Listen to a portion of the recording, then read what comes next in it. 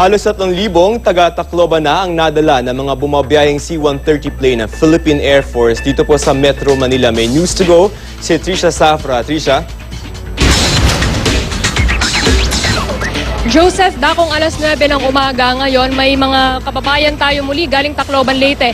Ang dumating dito sa Villamor Air Base, tinatayang nasa mahigit 100 katao. Ang mga yan, bukod pa yan dun sa naunang 2 batch na dumating ngayong madaling araw. Isa kaninang alas 2 ng madaling araw at isa kaninang alas 6 ng madaling araw. Sa ngayon, Joseph, andito sila nananatili sa Villamor Air Base. Andito lang sila sa gawing kanan ko. Kasalukuyan tinutugunan yung kanilang mga pangunahing pangangailangan gaya ng bagong damit, bago at tuyong damit at pagkain lalong-lalo na, Joseph, kasi marami sa mga nakausap nating kababayan kanina, yung mga dumating kanina madaling araw, ang daing nila mula raw nung bumagyo, ngayon lamang sila nakakain pagdating nila ng Maynila. Kwento ni Mang Art na dumating alas 6 ngayong umaga mula sa Tacloban, lahat daw halos ng tao sa mga lugar na winasak ng bagyo gusto na munang umalis. Ang lugar ng Tacloban parang natatawag na no man's land dahil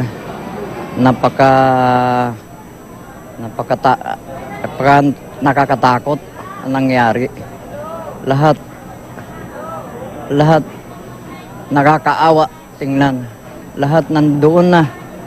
Mga patay, kawawa mga bata. Sa sitwasyon ngayon, ang mga tao doon ay lahat nag-aalisan. Isang kuwan nila ay ang mabaho ang lugar, walang pagkain. Tutuloy raw muna siya sa isang anak niya dito sa Maynila. Sa Samar naman, kwento ni Aling Jeanette, wala raw talagang makain kaya napilitan silang umalis na mag-iina. Kailangan mong ibuwis ang buhay mo, magkaroon ka lang ng pagkain. Kaya ngayon sana lahat ng Pilipino tulungan yung mga nangangailangan. Yun lang. Salamat at buhay kami. Mananatili raw muna sila sa isang kamag-anak sa Lucena, Quezon at babalik din sa Samar kapag maayos na ang sitwasyon doon. Pero sina Aling Cristeta at kanyang pamilya, hindi pa tiyak kung saan pupunta mula rito sa Villamor Air Base. Sugatan pa ang paa ni Aling Cristeta nang dumating kagabi kaya kinailangang dalhin sa ospital. Mula namang bumagyo hanggang ngayon, kagabi lang ako nakakain doon sa ospital ng kanin. May anak daw siya sa Antipolo pero hindi pa nila nakokontak dahil nasira raw ang kanilang mga telepono noong bagyo. O yun ang kulang sa akin, yung pamasahe. Nananawagan ngayon si Aling Cristeta Derio na mapuntahan sila rito sa Villamor Air Base ng kanilang mga kaanak. Ayon sa tagapagsalita ng Philippine Air Force, mula noong Sabado, 2,854 na mga tao galing Tacloban ang nadala sa Metro Manila. Nakikipag-ugnayan daw sila sa DSWD para maproseso ang mga apektadong sibilyan at mabigyan ng tulong. Samantala, may nasa 80 mga sibilyan ang nakapila bilang chance passengers sa Villamor Air Base na umaasang makapunta sa Leyte sakay ng C-130. Ilang araw na raw naghihintay makasakay ang marami sa kanila para mapuntahan ang kanilang mga kaanak o makapagdala ng relief. Nang hingi naman ng pangunawa ang Philippine Air Force dahil hindi raw agad maisakay ang mga sibilyan. Ang isang space po kasi ng isang tao, that's a few boxes. Eh kung damihan mo yung tao, many boxes yun. So, please, bear with us. Naiintindihan namin, hindi naman po tayo kalos dyan sa nawawala ang mga kamag-anak mo gusto mong hanapin. But we have to consider that these things we bring there first. Pag nag-stabilize na doon, perhaps we can talk about it. Yung inaano lang namin, kung sigurado ba kami makakasakay ngayon ng para agad-agad madala yung pagkain doon, makakain nila. Dahil yung mga anak ko, hindi makakayanan siguro yung gutom. Buti tayo mga may edad na, medyo makakatiis-tiis tayo, yung mga bata.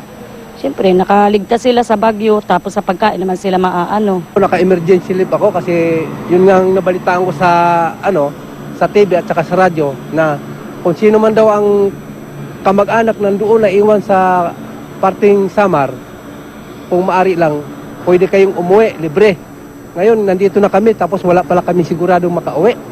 Samantala, narito ang ilang panawagan ng rescue at tulong ng mga kababayan natin na may kaanak sa Samar at Leyte. Mayroon po kami 3 survivor at nasa isang lugar po sila.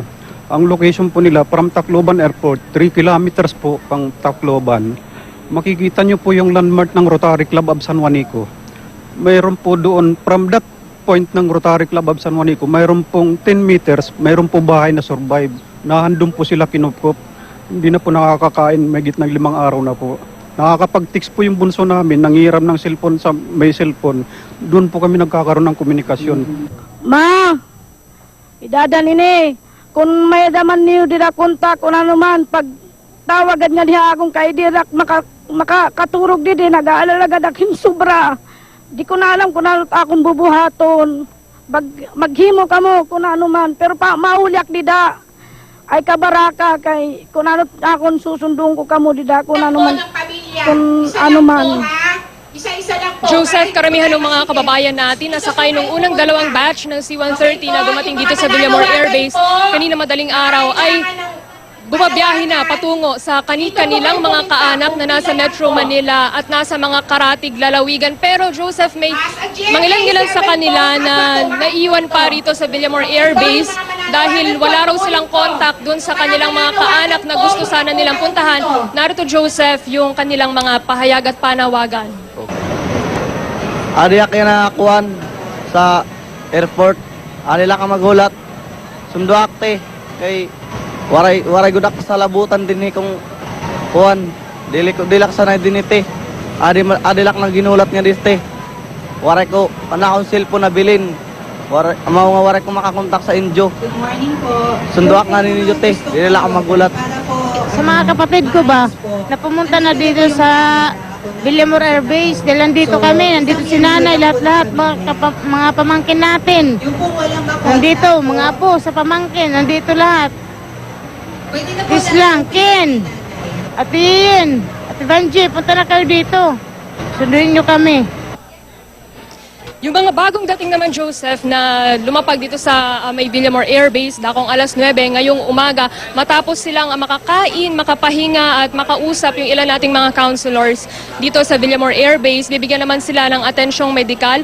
Pagkatapos ay saka ihahatid o makikipag-ugnayan muna sa kanilang mga kaanak na gusto nilang puntahan dito sa Metro Manila at sa iba pang lalawigan at ihahatid ng Philippine Air Force hanggang dito sa may gate ng Villamor Air Base para ma-pick up ng kanilang mga pamilya, Joseph. Yung ilan naman na hindi pa rin nakakausap yung kanilang mga kaanak na gusto nilang contact, Joseph, ay tutulungan daw ng DSWD na makausap yung kanilang mga kamag-anak nga na kailangan nilang mapuntahan. Yung iba naman na wala talagang pupuntahan dito sa Metro Manila ay nire-refer sa DSWD para matugunan at mabigyan ng tulong. Joseph. Okay, Trisha, tama ba yung narinig ko? Yung DSWD do have a parang halfway house, so parang isang bahay, no? Isang lugar na parang dun muna iipunin yung mga kababayan natin na galing sa Tacloban na wala pang makontak na kamag-anak dito sa Maynila. Meron bang ganon yung DSWD?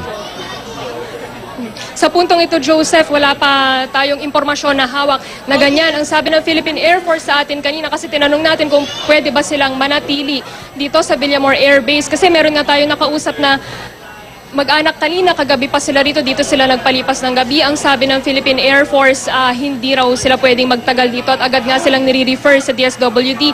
Ngayon maghahanap pa tayo, Joseph, ng in-charge doon sa ahensya para makuha yung impormasyon na yan kung pagkatapos ba rito, lalo na yung mga kababayan natin na wala pang kaanak na pupuntahan, ay saan ba sila po pwedeng magpunta, saan ba sila po pwede munang manatili habang nagpapalipas sila ng panahon para makapagsimula muli. Dahil yung mga nakausap natin dito, Joseph, nagsasabi sila na gusto pa rin naman daw nilang bumalik doon sa calamity areas kapag ka nakarecover na at gusto nga rin daw nila makapagsimula muli. Ngayon nga lang, sa puntong ito talagang mahirap daw manatili doon sa mga lugar na yon, Joseph.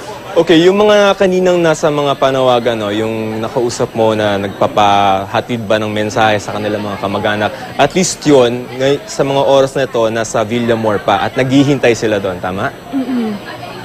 Tama, Joseph. Hanggang sa mga oras na ito, nandito pa sila sa Villamor Air Base at hinihintay yung kanilang mga kaanak, Joseph. Alright, sana naman ay mapanood at mapuntahan sila dyan. Maraming salamat, Trisha Safra.